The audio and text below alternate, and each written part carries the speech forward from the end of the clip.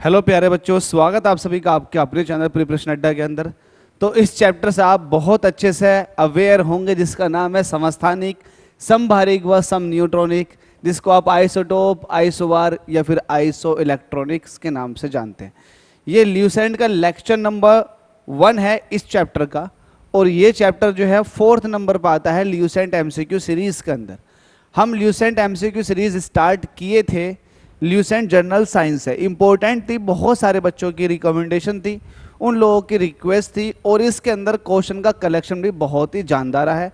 तो आप लोग हमारे साथ बने रहिएगा, क्योंकि इसके अंदर बहुत ही अच्छे कॉन्सेप्चुअल वे में चीज़ों को बताया गया है और अच्छे क्वेश्चनों का कलेक्शन है जो आपके एग्जाम में बहुत ज़्यादा हेल्पफुल होंगे। तो चलो सॉल्व करते हैं इस चैप्टर के अंदर। जो भी मैंने ले रखे हैं क्वेश्चन, एक्चुअल में इस चैप्टर के सिर्फ 2 ही लेक्चर में मैं कंप्लीट कर दूंगा, lecture number 1, lecture number 2। 15 question का कलेक्शन किया गया है, 2 लेक्चर में चैप्टर खत्म हो जाएगा। धैर्य रखिएगा और जल्दी इसको समाप्त कर देंगे। इस चैप्टर को स्टार्ट करने से पहले ये मैंने निर्णय लिया है कि मैं आपको पहले कुछ की पॉइंट्स बता दूं। चैप्टर के अंदर जो भी हम डिस्कस करेंगे उसके ऊपर होते हैं वो की पॉइंट्स। अच्छा, इस चैप्टर के अंदर जो हम की पॉइंट्स ले रहे हैं वो ले रहे हैं isotope, isobar, iso electronic, iso neutronic, और ये आपके लिए कुछ याद करने वाली बातें हैं। इस बात को अगर याद कर लेंगे तो आपको बहुत ज़्यादा हेल्प मिलेगी, और ये जो है आपको समझना है। आइसोटोप का मतलब क्या होता है? आइसोटोप सिंपल वे में समझिएगा, आइसोटोप कहते हैं किसको है? तो आइसोटोप का मतलब होता है जिनके परमाणु क्रमांक तो समान होंगे, लेकिन जो उनकी द्रव्यमान संख्याएं हैं वो अलग अलग होंगी। जैसे कि 1H1, 1H2 और 1H3। अगर इन तीनों में देखोगे तो आपको एक चीज तो कॉमन मिलेगी, क्या इनका परमाणु क्रमांक कितना है? 1 है। लेकिन द्रव्यमान संख्याओं की अगर बात करोगे तो द्रव्यमान संख्याएं क्या हो रही हैं? अलग अलग बैठ रही हैं। अगर आप थोड़ा दिमाग लगाओगे कि ऐसा क्यों हो रहा है, तो ऐसा इसलिए हो रहा है क्योंकि न्यूट्रॉनों की संख्या बदल रही है। परमाणु क्रमांक जितने हैं उतने प्रोटॉन भी होंगे, नो डाउट। तो इन सभी के अंदर प्रोटॉन एक है, इन सभी के अंदर इलेक्ट्रॉन भी एक है, लेकिन बदलाव जो आया है वो आया द्रव्यमान संख्या बदलने की वजह से, और द्रव्यमान संख्या बदली है न्यूट्रॉनों की संख्या बदलने की वजह से। अगर आप इसके अंदर न्यूट्रॉन देखोगे तो इसके अंदर न्यूट्रॉन बिल्कुल 0 है, क्योंकि जितना प्रोटॉन है उतना ही इसका द्रव्यमान नंबर है। तो इसका मतलब ये प्रोटॉन के बराबर है, इलेक्ट्रॉन प्रोटॉन। अब यहां बात करोगे 1s2 में, यहां देखोगे तो यहां पर आपको न्यूट्रॉन देखने के लिए मिलेगा 1, क्योंकि 2 में से 1 माइनस करोगे तो आपके पास बचेगा 1, जो कि न्यूट्रॉन को बताता है। इसमें 3 - 1 करोगे तो पता लगेगा 2, यहां पर 2 न्यूट्रॉन निकल कर आ गए।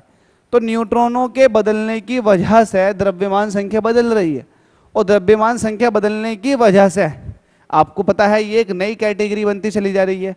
इसकी प्रॉपर्टी कुछ और होंगी, इसकी प्रॉपर्टी कुछ और होंगी, इसकी प्रॉपर्टी कुछ और होंगी। गाइस, आपको एक चीज बता दूं, जो एटॉमिक नंबर होता है या फिर इलेक्ट्रॉनों की संख्या, ये केमिकल प्रॉपर्टीज को डिसाइड करती हैं। केमिकल प्रॉपर्टीज को डिसाइड करने वाली कौन है? Atomic number. लेकिन अगर वही मास नंबर की बात करोगे तो ये भौतिक अवस्था को बदल देता है ना। जो मास नंबर होता है किसको बदल देता है? भौतिक अवस्था को। तो ये दोनों बातें याद रख लेना। क्या? जो द्रव्यमान संख्या होती है ये भौतिक अवस्था को रिप्रेजेंट करती है, लेकिन जो परमाणु क्रमांक होता है या फिर प्रोटॉनों की संख्या, द्रव्यमान संख्या अलग लेकिन प्रोटॉनों की संख्या अलग। तो प्रोटॉनों की संख्या इलेक्ट्रॉनों की संख्या के बराबर, और ये डिसाइड करती है केमिकल प्रॉपर्टीज को। तो इनकी केमिकल प्रॉपर्टीज तो सबकी सेम होंगी, क्योंकि सबके अंदर इलेक्ट्रॉन कितना है? 1। लेकिन द्रव्यमान संख्याएं अलग होने की वजह से इनकी फिजिकल प्रॉपर्टीज सबकी अलग अलग होंगी। अगर बात करूं हाइड्रोजन के समस्थानिकों की, तो हाइड्रोजन के तीनों हाइड्रोजन के समस्थानिक हैं ये, जिनको हम बोलते हैं आइसोटोप। आई होप आपको आइसोटोप का कॉन्सेप्ट समझ में आ गया होगा। आइसोटोप वो होते हैं जिनके परमाणु क्रमांक समान होते हैं, लेकिन द्रव्यमान संख्याएं अलग अलग होती हैं। मैं इसको यहां से मिटा दूंगा, और मैं आगे जाकर कहीं ना कहीं इसको समझा भी सकता हूं। चलो नहीं मिटा रहे इसको ऐसे ही रहने देते हैं, ठीक है भाई। अगर बात करें आइसोबार की, किसकी बात करें? आइसोबार की। तो मैंने यहां पर एक पेज ले रखा, आइसोबार, इसमें समझा देते हैं। आइसोबार, इसको आप ऐसे समझ लीजिएगा, आइसो मतलब होता है सेम, और बार का मतलब होता है, यहां पर बार का मतलब है मास नंबर। Mass number. तो ऐसे एलिमेंट जिनके मास नंबर तो सेम होंगे लेकिन उनके एटॉमिक नंबर एक्चुअल में अलग अलग होंगे, इनको बोलते हैं आइसोबार। मैंने क्या कहा, एटॉमिक नंबर। सपोज दैट मैं एग्जांपल ले रहा हूं, मेरे पास कोई x एलिमेंट है और एक एलिमेंट है y।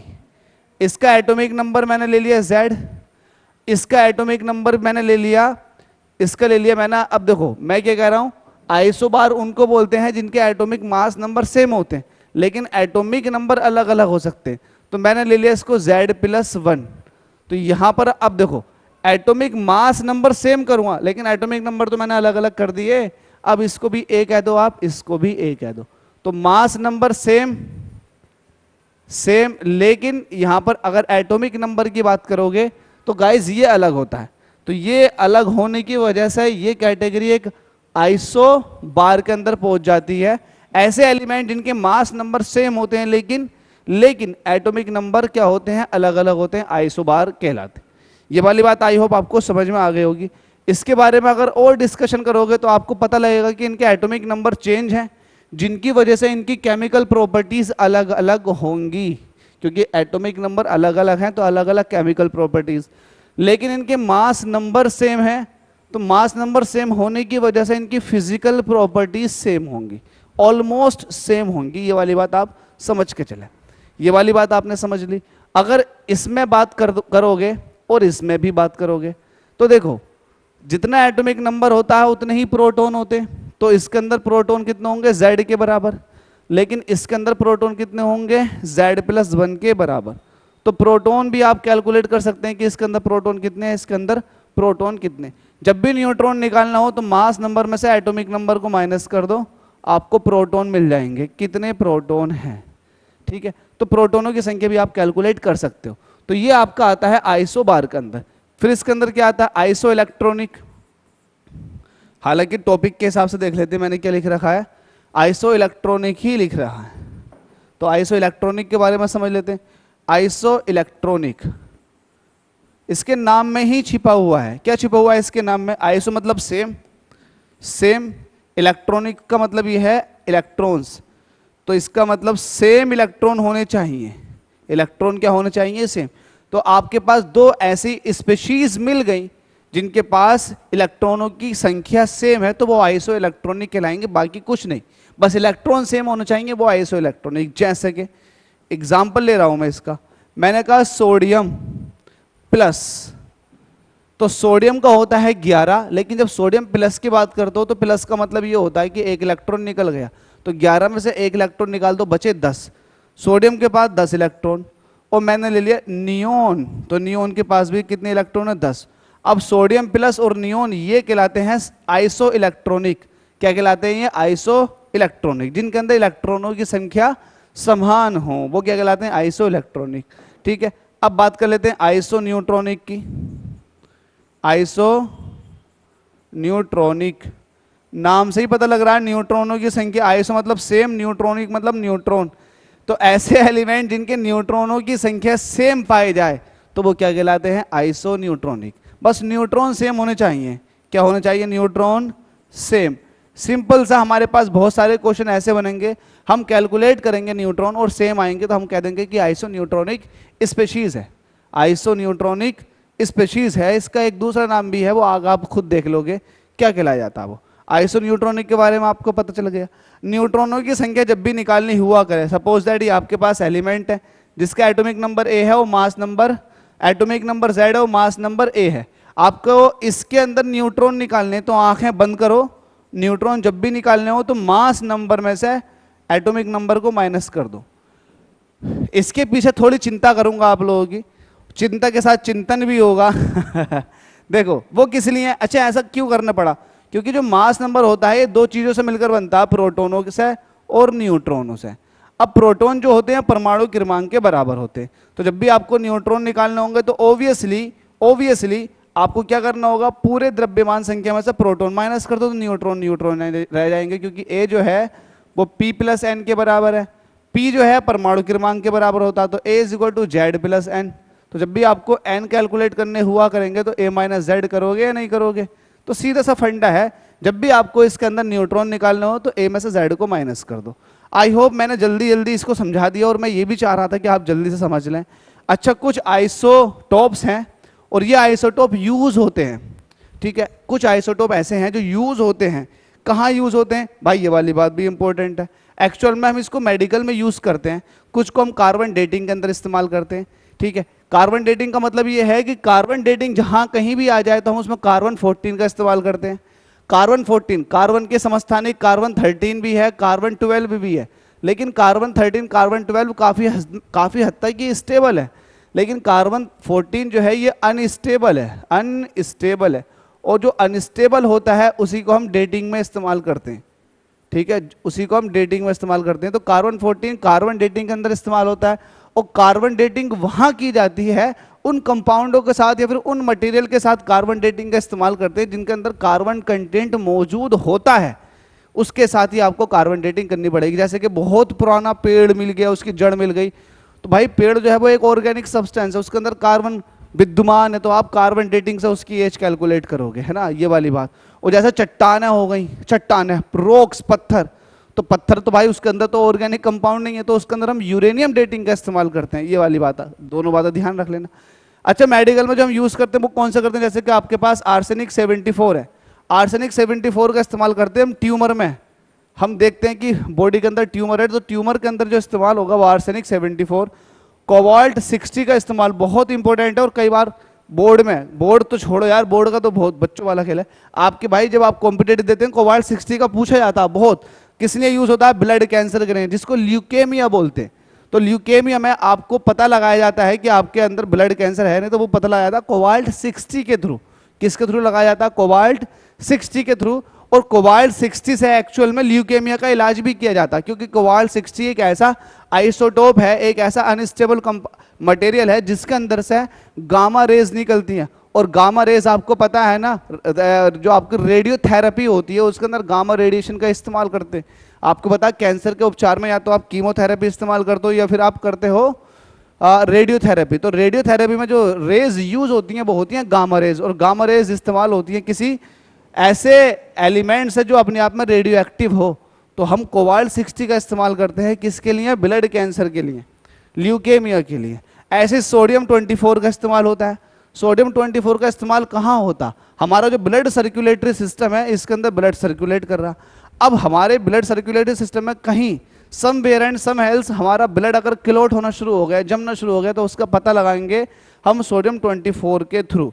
तो ब्लड क्लॉटिंग का पता लगाया जाता है हमारे सर्कुलेटरी सिस्टम के अंदर।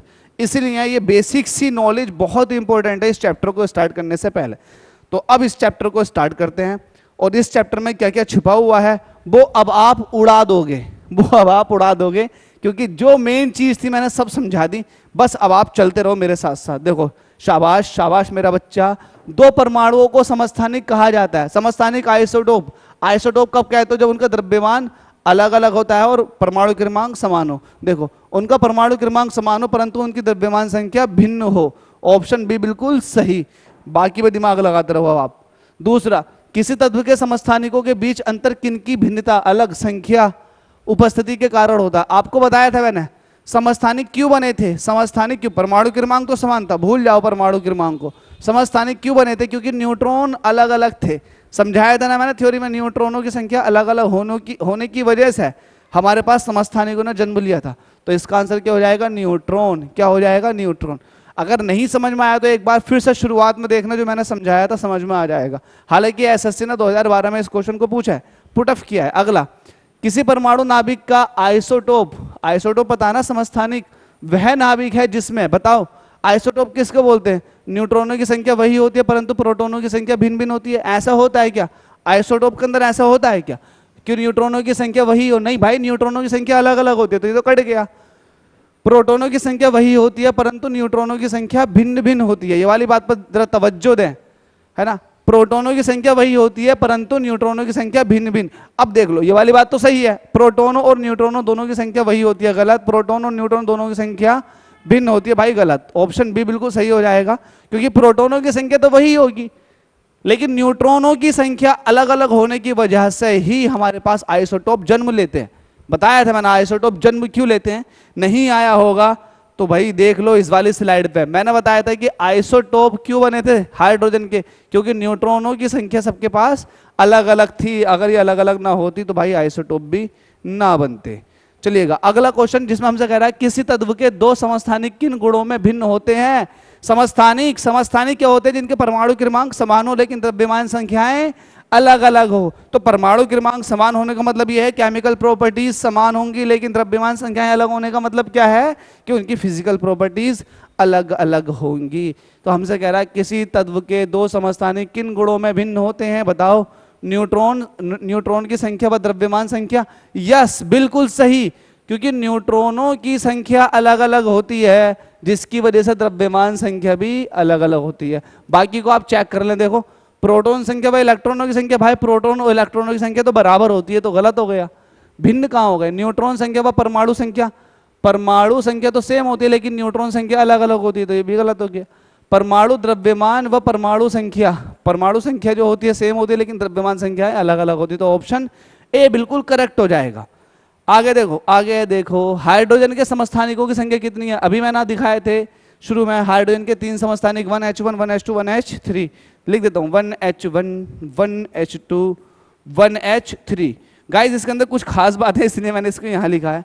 इसको बोलते हैं प्रोटियम, प्रोटियम, इसको बोलते हैं ड्यूटीरियम और इसको बोलते हैं ट्राइटियम, ट्राइटियम। इसके अंदर अगर न्यूट्रॉन निकालोगे तो 0, इसके अंदर न्यूट्रॉन निकालोगे तो 1, इसके अंदर न्यूट्रॉन निकालोगे तो 2। ये हमारे पानी जो अर्थ पर वाटर है उसका फॉर्मेशन करता है। 1H2 ड्यूटीरियम, ये हैवी वाटर का फॉर्मेशन करता है जिसको आप D2O बोलते हो। हालांकि ट्राइटियम ये भी वाटर बनाता है, ये भी ट्राइटियम है। हाइड्रोजन ट्राइऑक्साइड HTO ये बनाता है, लेकिन ये अनस्टेबल है, अनस्टेबल है इसलिए इसको आप रेडियो एक्टिव बोलते हो। Radio active, radio active. अगर आपसे पूछे कि हाइड्रोजन का कौन सा समस्थानिक रेडियो एक्टिव है तो आप बोलोगे 1H3। 1H3 क्यों बोलोगे? क्योंकि इसके अंदर 3 न्यूट्रॉन है और हाइड्रोजन का न्यूक्लियस इतना अच्छा कैपेबल नहीं है कि वो दो न्यूट्रॉन है, तो हाइड्रोजन का न्यूक्लियस इतना कैपेबल नहीं है कि वो 2 न्यूट्रॉनों को होल्ड कर पाए, इसलिए समस्थानिक है, इसलिए ये डिग्रेड हो जाता है। आगे देख लेते हैं, निम्नांकित में से कौन हाइड्रोजन का आइसोटोप नहीं है? आइसोटोप पता आपको, प्रोटियम भी है, ड्यूटीरियम भी, ट्राइटियम भी है, तो कौन सा नहीं है? ट्रांसियम, ये बिल्कुल भी नहीं है भाई। तो इसका आंसर क्या हो जाएगा?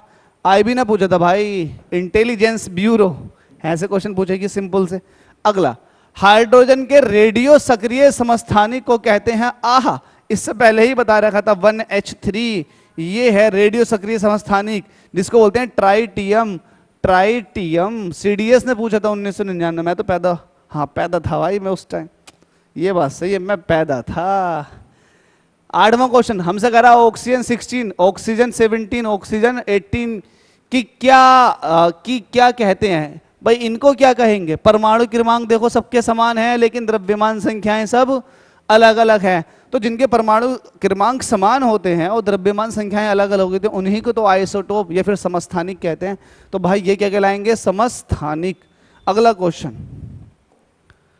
हमसे कह रहा है 17 क्लोरीन 35, 17 क्लोरीन 37, 17 सेम है दोनों के अंदर लेकिन द्रव्यमान संख्याएं अलग अलग हैं, तो ये भी क्या कहलाएंगे? समस्थानिक। ये नहीं पूछा। अगला, सर्वाधिक संख्या में समस्थानिक किसमें पाए जाते हैं? भाई पोलोनियम के समस्थानिक पाए जाते हैं। किसके पाए जाते हैं? पोलोनियम के समस्थानिक।